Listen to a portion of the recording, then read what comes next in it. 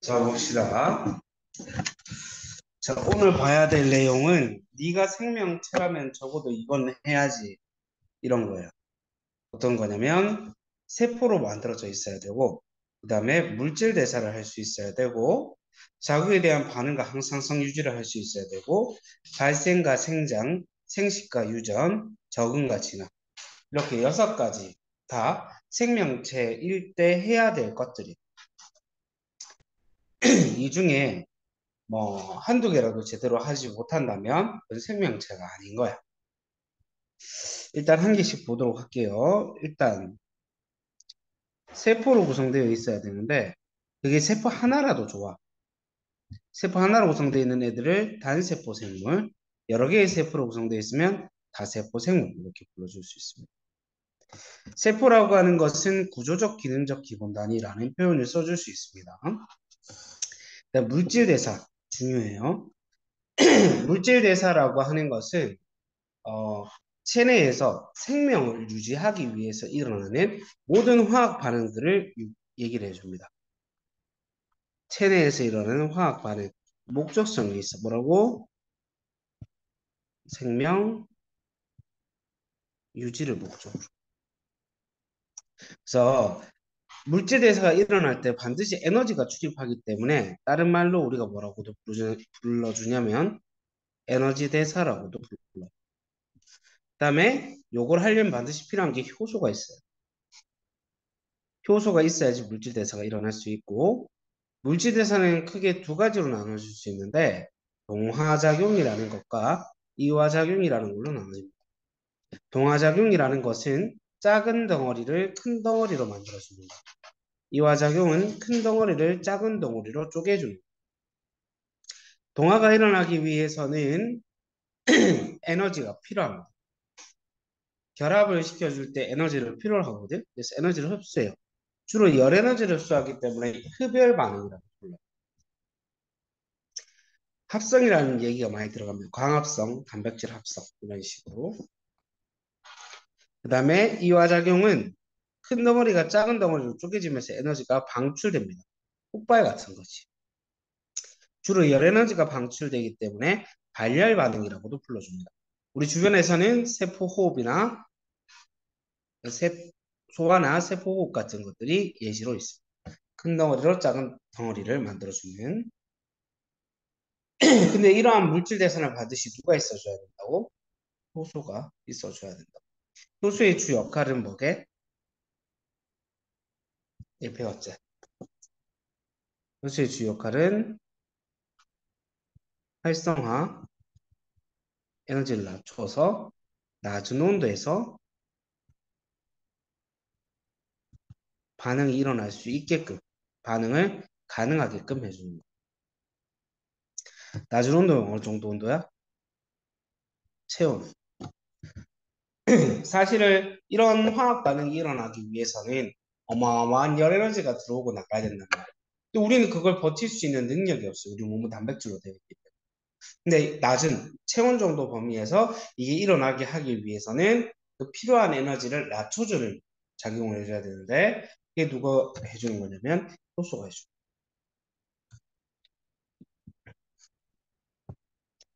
자, 그 다음에 자극에 대한 반응과 항상성. 자극이라고 하는 것은 주로 에너지 변화나 힘 이런 것들이 영향을 주는 건데 빛, 온도, 소리, 접촉 이런 것들이 전부 다 에너지 그 자극이에요. 자극. 여기에서 반응하는 건 어떤 것들이 있느냐? 식물의 굴광성이라고도 불러주는데 빛을 향해 굽어 자라는 것. 태양이 이렇게 떠 있으면 식물의 옥신이라고 하는 생장 호르몬이 있어요. 빛이 싫어해. 식물의 끝에 주로 발달되어 있는데 옥신이 이쪽으로 가겠죠. 이게 생장 호르몬이니까 이쪽이 생장을 많이 하게 되어서 나중에 이쪽으로 휘어지게 자라게 되는 거야. 이걸 굴광성, 빛에 대해서 반응이 일어난 거다. 이렇게 볼 수 있고 미모사 뭔지 아나? 딱 데이면 입 잡는 애들. 자극에 대한 반응이 일어나는 거죠. 박쥐, 빛이라는 자극을 피해서 동굴로 이동하죠. 그 다음에 고양이는 밝은 곳에서 동공반사요. 항상성은 자극에 대한 반응이랑 좀 다른 개념인데 항상성이라고 하는 것은 항상 우리 몸에서 일정하게 유지해야 되는 것들이에요.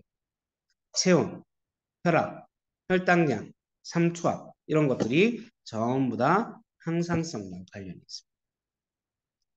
그래서 더울 때 이제 땀나서 체온을 유지하는 것도 항상성이랑 관련이 있습니다. 체내의 농도, 즉 삼투압을 일정하게 유지시키기 위해서 오줌을 싸는 것 이런 것도 전부 다 항상성이랑 관계 있는 거예요. 이건 두 가지 친구에 대해서 유지가 되는데 두 가지 친구로서 유지가 될 수 있는데 그게 신경으로 통해서도 유지가 될 수도 있고 호르몬을 통해서 유지가 될 수도 있어요. 그 다음에 발생과 생장. 발생과 생장이 뭐냐면 수정란에서 아기가 되는 과정을 발생이라고 하고 아기가 태어났어. 어른이 되는 것까지를 생장이라고 합니다. 조직과 기관을 형성해서 완전한 개체가 되는 것이죠. 즉 개구리의 수정란이 뭐가 되는 거? 어린 개구리가 되는 거. 올챙이는 발생 과정 중에 생장은 어린 개구리가 성체 개구리가 되는 거죠. 이렇게 볼 수 있죠. 공통점이 뭘까? 둘 다? 공통점은 세포 분열을 통해서 일어난다는 어떤 세포 분열일까? 1번 체세포 분열, 2번 생식세포 분열. 오, 체세포 분열이. 네가 잘못 대답했는 걸 박제해 주지 여기. 자, 체세포 분열입니다. 생식과 유전, 생물의 번식을 줄여서 생식이라고 합니다. 자신과 닮은 개체를 남기는 현상. 이게 생식이 두 가지 종류가 있는데 무성생식이 있고 유성생식이 있어요. 무성생식과 유성생식의 가장 큰 차이점은 그 생식세포의 결합 유물, 정자 난자가 합쳐지느냐 아니냐 이런 거. 무성생식 같은 경우에는 생식세포의 결합이 없습니다. 유성생식은 생식세포가 결합해요. 사람처럼. 동물들처럼. 그럼 유성생식을 하는 애들은 무성생식을 하는 애들은 어떤 것들이 있냐? 방법에 따라 좀 나눠지게 되는데 한 개가 두 개로 분열해서 개체가 두 개가 되는 분열법. 여드름 같은 게 자라가지고 쭉 짜고 생명체가 튀어나오는 출합법. 뭐 꺾고지. 가지를 꺾어서 심었더니 새로운 식물이 자라요. 이런 것들. 전부 다 무성생식이다. 그 다음에 유전. 부모의 형질이 자손에게 전달되는 것을 유전이라고 하는데 뭘 전달해줘요? 유전 물질을 전달하죠. 유전 물질을 뭐게? DNA를 전달하는 걸 우리가 유전이라고 불렀습니다. 오케이? 자, 적응과 진화. 적응과 진화는 약간 한 끗 차이인데 적응이 환경에 대해서 적응하는 건데 진화도 환경에 대해서 진화하는 건데 자기가 살고 있는 환경에 대해서 그러니까 적응을 오랜 기간 하게 되면은 진화가 됩니다. 주위의 환경에 맞도록 몸의 기능이나 이런 걸 변화시키는 걸 적응. 그래서 유전적으로 변화가 일어나서 자손에게 전달이 되어버리면 진화가 됩니다. 이게 길게 일어나면 진화가 됩니다. 적응이 길게 일어나면 말이 나오는 게 뭐냐면은 그 갈라파고스 군도의 핀치새 이야기를 많이 해요. 선인장도 똑같이 잎을 어떻게 해서 가시로 바꿔버렸어. 잎에서 물이 날아가니까 수분 증발을 막아주기 위해서 이런 것들이죠. 그 다음에 생물과 비생물의 차이점. 강아지 로봇을 갖다 놨어. 강아지는 세포로 구성되어 있는데 강아지 로봇은 부품으로 구성되어 있으니까 이게 다르죠. 우리가 배웠던 6가지 중에 세포로 구성이 미완이 되죠. 그 다음에 먹이를 먹어 에너지를 얻고요. 물질 대사를 합니다. 얘는 건전지를 통해서 에너지를 얻기 때문에 생명체랑은 다르죠. 몸이 세포 분열을 통해서 커지고 생장을 합니다. 생장하지 않죠. 원제품이니까. 자신과 닮은 개체를 낳을 수 있는 생물의 번식을 할 수 있는데 얘는 그런 거 못해요. 이런 게 차이점이에요. 그래서 결국 강아지는 생명체인데 강아지는 무슨 생명체가 아니다라는 것이고 중간형 물질이 있어요. 우리가 배웠는 6가지 중에 생명체라면 해야 될 것들 6가지 중에 몇 개는 하는 거야. 이런 애들을 중간형 물질이라고 하는데 대표 주자가 바이러스입니다.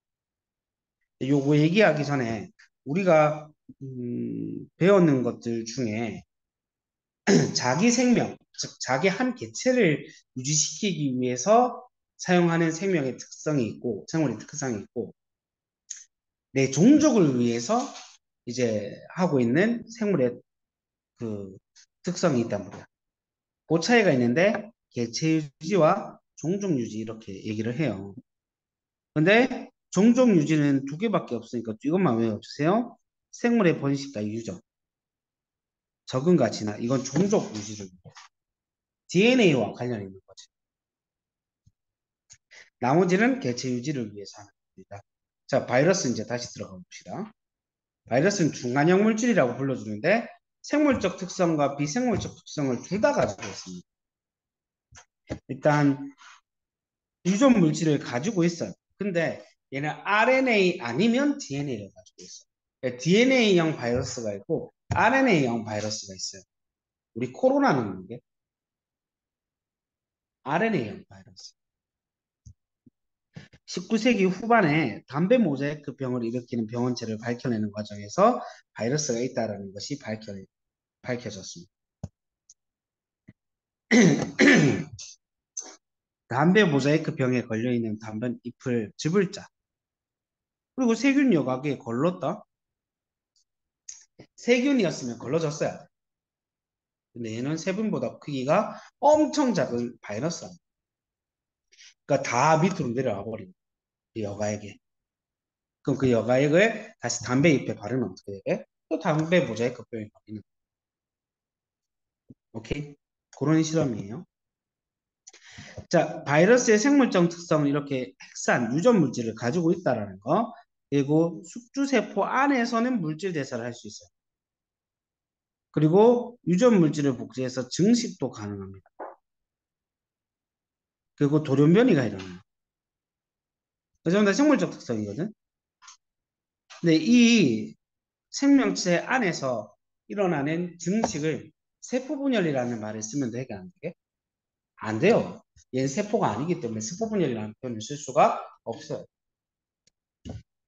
비생물적 특징을 보면 세포의 모습을 갖추고 있지 않습니다. 숙주세포 밖에서는 작은 코딱지에 불과해요. 단백질 결정체로 존재하거든. 스스로 물질 대사를 할 수 없어요. 숙주세포 안에 들어가서 숙주세포가 가지고 있는 효소를 빌려서 쓴다.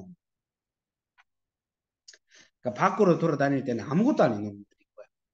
오케이? 박테리오파지 얘도 바이러스인데요. 얘 모형을 이렇게 만들었어. 얘가 어떻게 돼? 젠장. 안 돼. 그럼 거지 같아. 욕을 하면. 음. 자, 이거 보세요. 세균인데 이거는 세포제, 생명체거든. 그래서 바이러스가 침입했는 거야. 유전 물질을 집어넣었어. 유전 물질이 늘어나. 그래서 바이러스가 여러 개가 생성되어서 다시 튀어나오는 거야. 이런 식으로 번식. 오케이?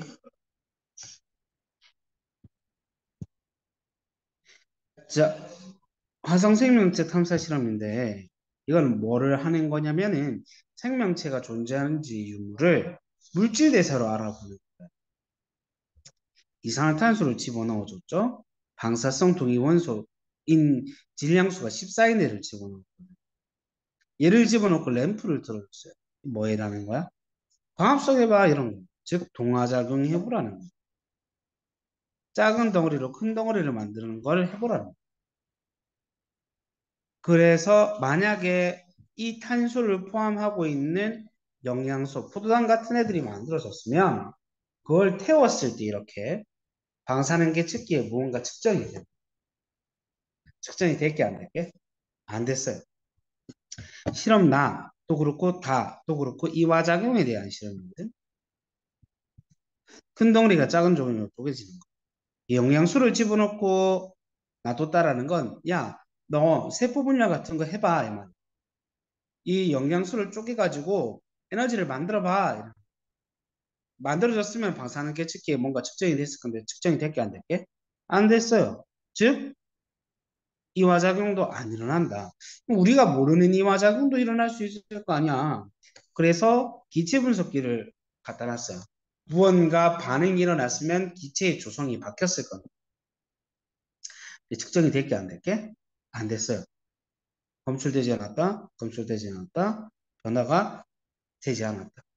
결국 물질 대사가 일어난다. 안 일어난다? 안 일어난다. 즉 화성의 토양에는 생명체가 살고 있다. 안 살고 있다? 안 살고 있다라는 결론이 나올 수 있다. 오케이? 내용은 여기까지 보도록 하겠습니다. 문제 풀어보세요.